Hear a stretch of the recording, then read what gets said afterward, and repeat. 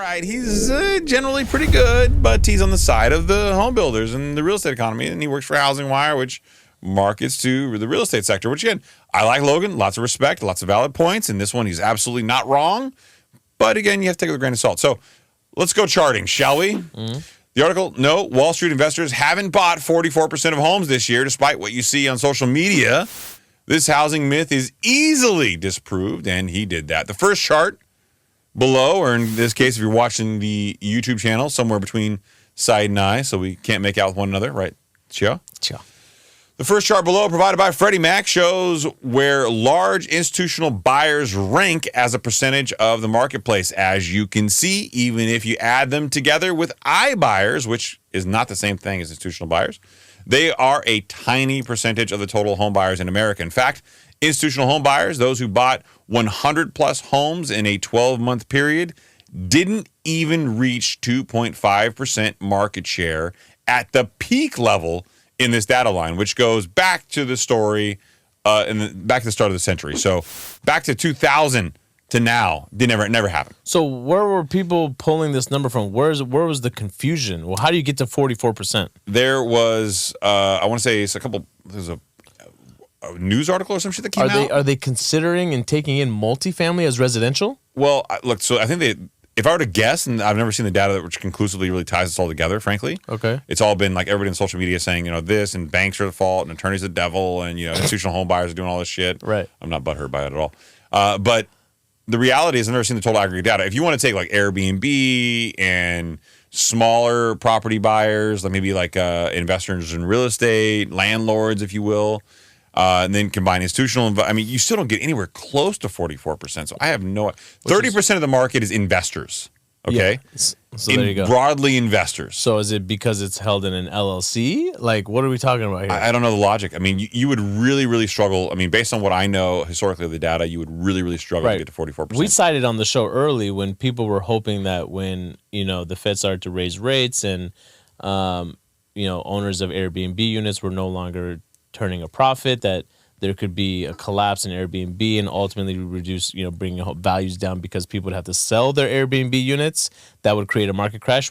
Early on we said Airbnb only takes up 1%. Yeah, they're not a huge part of the market. Some markets certainly a little bit more than other markets, but that being said, people need to stop finding a way to blame things. Everybody always wants something to point at. They want to point at the thing and be like, this son of a bitch. This one. These rich fucks did it. That's always the answer. How easy is this? How easy is this? It's Wall Street's fault. Yeah, it's the institutional's fault. It's them. What does that mean? What is the institutional's? Yeah, does that make you feel better? Who? Yeah. Oh, BlackRock.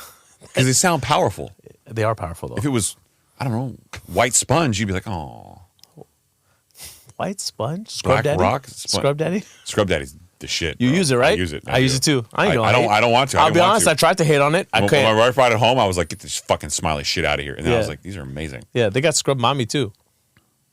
That's the thing. I'm married, bro. I can't use that. Buy the Scrub Mommy, honey. I can't do that. No. Is there boobies on it? for tight spaces? It's just the body. Arun is so not listening. We should create our own sponge. The sponge? No, I don't want to hear this joke. You get both of us in trouble. Stop. No. Please stop. Please stop. I can't cut this much space out of the show. I do not find this joke funny. I'm laughing at the fact that Arun's got a chicken in the background.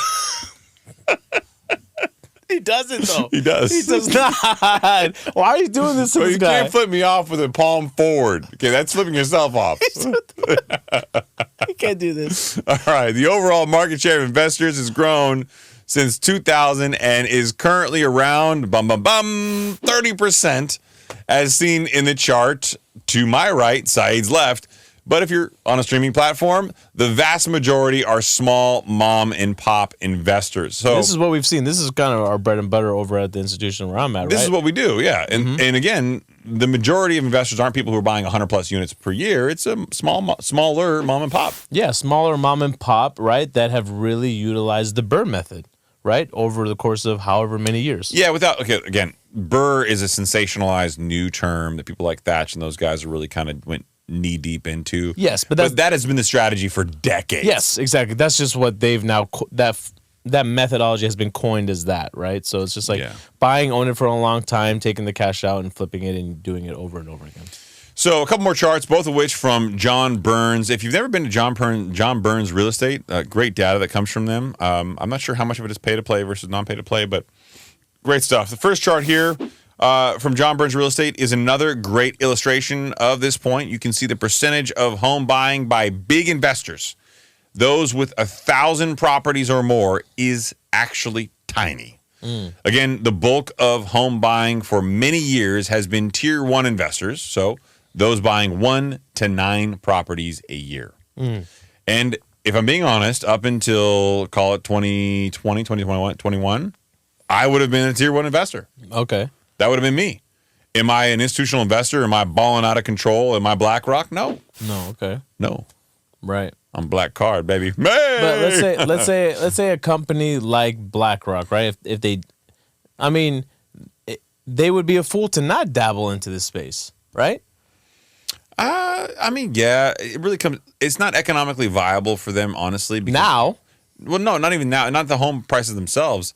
The management of them is much more complicated. It's not all in one spot. It's not centralized like an apartment complex. okay. If apartments were a viable option, they probably would have gone that route. Single family was in recent years just more attractive from a return on investment standpoint than apartments were. Yes. Apartments got so aggressive that the capitalization rate, which is one variant to compare like investments to other investments, and that was very much utilized in the multifamily space. It got so low that the people who were lending you money to buy them, the lenders, were making more money on that property than you as a person owning it. Yes. So they looked at this scenario as well as where rents were going. And keep in mind, when they started buying single-family properties in the Midwest doesn't really go vertical because they have so much land.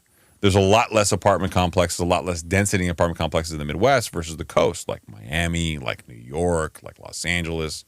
So it made sense in the last several years to start kind of dipping your toe in the single-family pond. But again, not a significant portion of the market despite popular rhetoric. Right.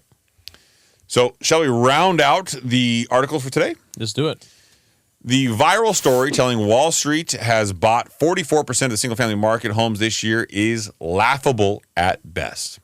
The 1,000-plus block buyers accounted for just 0.4% of market share in Q2 of 2023.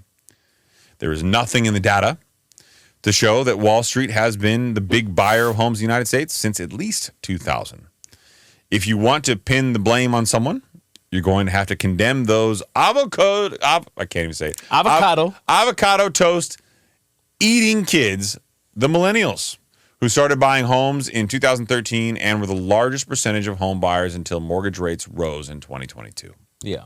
So not to put blame on the millennials per se, and I like avocado toast, so fuck that, I'm in. Yeah. But what I will say is they're just the largest population who were of buying age, and they were buying. Yeah, I mean, up until recently, over the last 2 years, I believe the average age of a home buyer was around 30 years old, and now that has now crept up to 36 years old. So, and that's primarily because of the affordability problem.